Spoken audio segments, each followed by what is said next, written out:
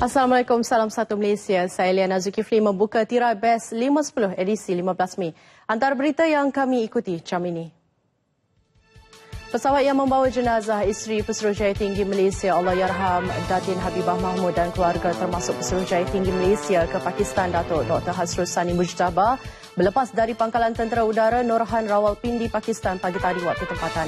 Penerbangan membawa jenazah yang sepatutnya berlepas ke Malaysia malam tadi terpaksa ditunda ke pagi ini berikutan cuaca buruk di Pakistan.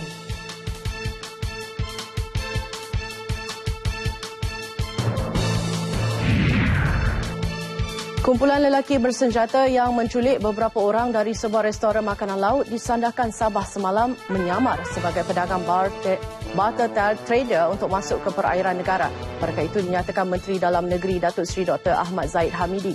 Tambah Datuk Seri Dr. Zahid, kumpulan itu juga berkemungkinan menceroboh masuk di luar waktu perintah berkurung dan dipercayai masih berada dalam negara bersama mangsa mereka ketika ini.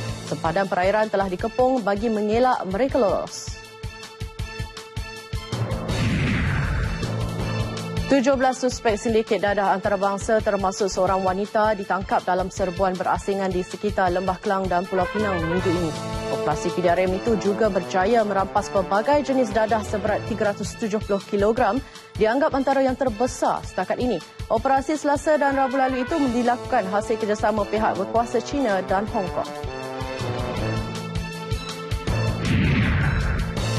Selepas 7 tahun difailkan, hari ini kes saman fitnah 60 juta ringgit oleh Datuk Seri Anwar Ibrahim terhadap bekas teman rapatnya Datuk S. Nala Karupan dibicarakan di hadapan Hakim Mahkamah Tinggi Sivil Kuala Lumpur, Datuk Muhammad Zaki Abdul Wahab.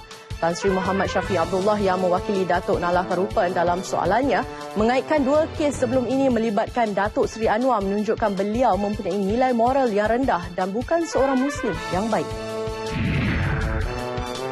Di Pulau Pinang, sekumpulan penduduk mengadakan bantahan aman menyuarakan perasaan bimbang dengan kesan yang bakal mereka hadapi ekoran pembinaan sebuah pusat pembakaran mayat di Air Hitam. Mereka gusar pembinaan bangunan tersebut bakal mencemarkan ekologi sistem air berhampiran yang turun dari empangan Air Hitam. Pembinaan tapak pembakaran mayat itu juga dikhawatiri akan menjejaskan kesihatan penduduk di kawasan itu.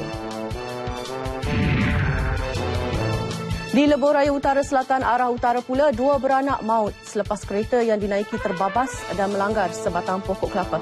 Kejadian berlaku di kilometer 12.2 pukul 2.30 pagi tadi. Kedua-dua beranak itu meninggal dunia di tempat kejadian akibat kecederaan parah di kepala dan badan.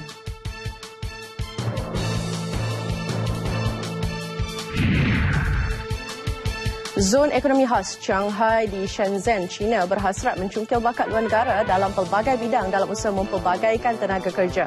Ia antara inisiatif merapatkan kemahiran negara serantau seperti Malaysia, Filipina dan Singapura.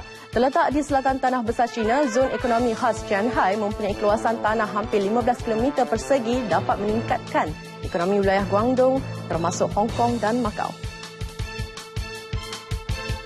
Perincian lanjut dalam Nasional 5 bersama Mirza Yusni selepas ini. Kita jumpa lagi jam 7 malam nanti. Untuk itu, Assalamualaikum dan salam satu Malaysia.